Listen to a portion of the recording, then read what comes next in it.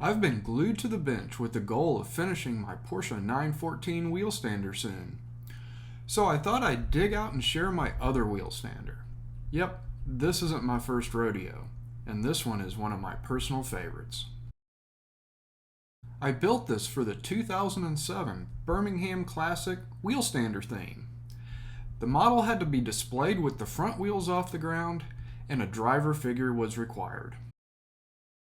I had this AMT 1969 Corvair in the stash. Seemed like a great subject for this style, since the engine is already in the back. The next step was a bit of research to help decide what it needed to look like. The Corvair was a popular drag car, all looking a little dangerous. Then I went looking for Wheelstanders, and these looked even more dangerous. I really liked the Fugitive Corvette, and decided that would be the benchmark for my Corvair.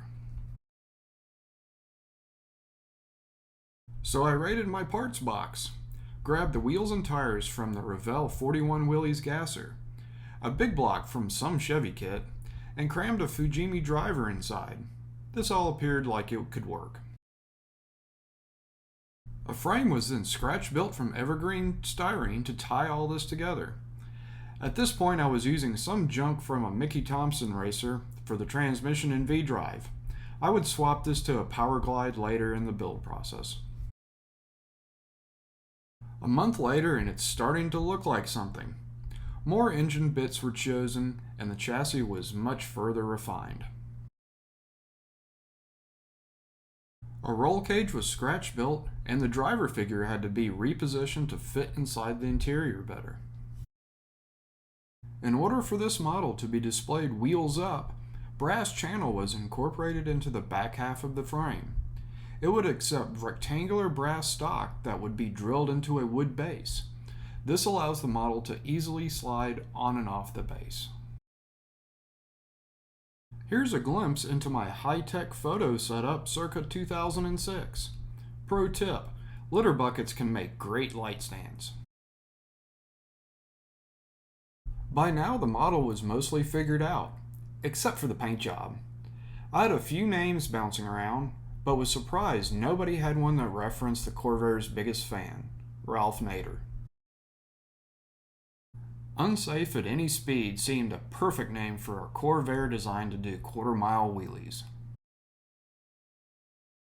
The in-progress photo was put into Photoshop, and I started to lay out the name.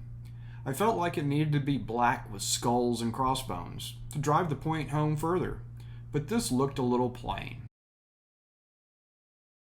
I thought some Watson-style lace patterns would jazz it up, but this could be a very risky process. The first step was applying tape to the body side to make a template. This would be further refined. A scale lace pattern was created in the computer to be printed on clear decal paper. This was applied to the model after painting it a silver base. The plan was to fog all the edges in black to blend it all together. It would be a high-risk paint job that didn't come out as planned. Back to the drawing board. I figured since I was already making decals, why not just do all the graphics? The art was adjusted then printed on white decal paper. The black outlines made trimming close to the red pinstripes much easier. The body would only have to be painted black, and it would still have the style I was hoping for. With that out of the way, it was time to paint and detail the chassis. The frame was painted bright red with much of the suspension painted alclad chrome. This was a fairly new paint in 2007. Coilover shocks were scratch built and a Detail Master moon tank was mounted up front. The rear got similar treatment. The boxes out back would hold dual batteries for ballast. The loose wires would be attached to the taillights. This one has a rear suspension. Some Wheelstanders have suspension, some are a solid rear axle.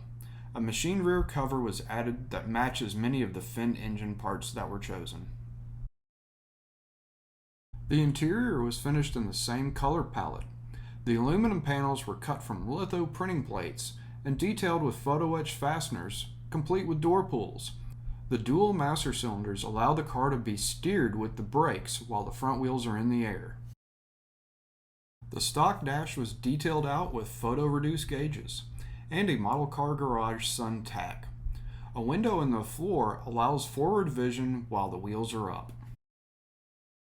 The driver has the look of, "I'm about to have fun." The controls to his left are a switch panel and a fire extinguisher.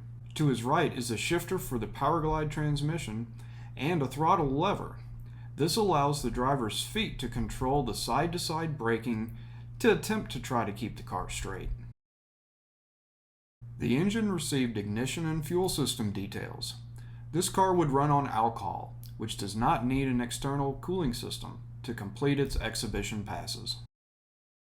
The finished model looks period correct as well as a bit macabre, but it needed a sponsor, so I looked for historically accurate high-performance dealerships and came across Skuncio Chevrolet. Besides sounding cool, it was just down Route 44 from Ralph Nader's hometown of Winsted, Connecticut. The wood base was painted to look like a drag strip, with a concrete wall added on one side. I used a vintage photo of a drag strip for the background. This proved quite photogenic. Many years later, the model has held up very well.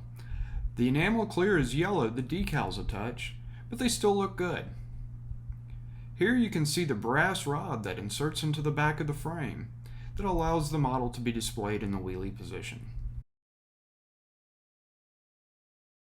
Underneath shows more litho plate and the fully plumbed dual brake system.